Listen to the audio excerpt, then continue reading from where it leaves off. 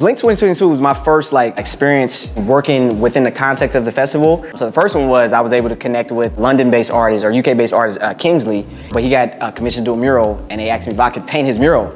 And I was like, yes, that is sick, you know what I mean? But it was just like a real cool way to connect with other artists while simultaneously gaining experience that I probably would have never gotten if I wasn't a part of Blink, you know?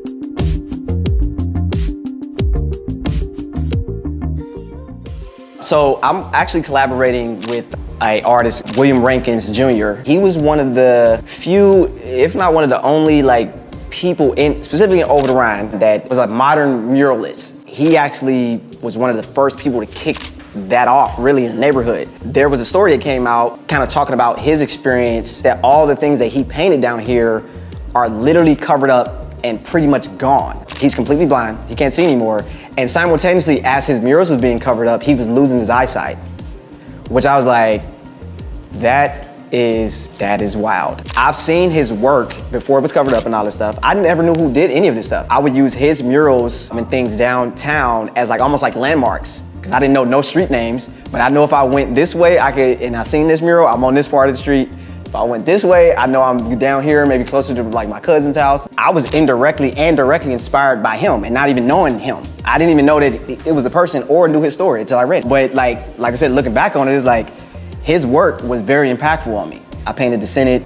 That was one where his original mural was at. I didn't necessarily indirectly cover his stuff up, but I painted over his old wall, you know, one of the oldest walls here. So when I read the story, I was like, wow, it'd be cool if we did a mural of him.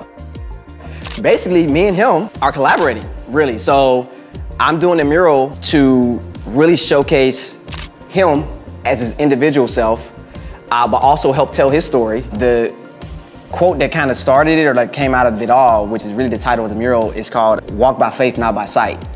So that's literally his mantra, how he lives his life. He's like, I can't walk by sight no more. I just have to go out on faith with everything I'm doing and live my life to the fullest in that context, because I can't see anymore. You know, if we all kind of move like that, everything would probably be different, because we're not judging everybody by what we see. So at the very least, you know, I want it to be people to be able to take away there are still people here that are inspiring and people that are being inspired by them, you know, on a daily basis.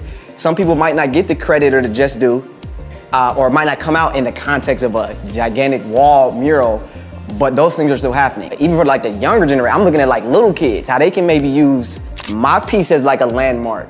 If I could just play a part in it, I'll be grateful and, you know, satisfied, because his work is gonna live on in my eyes, you know, so.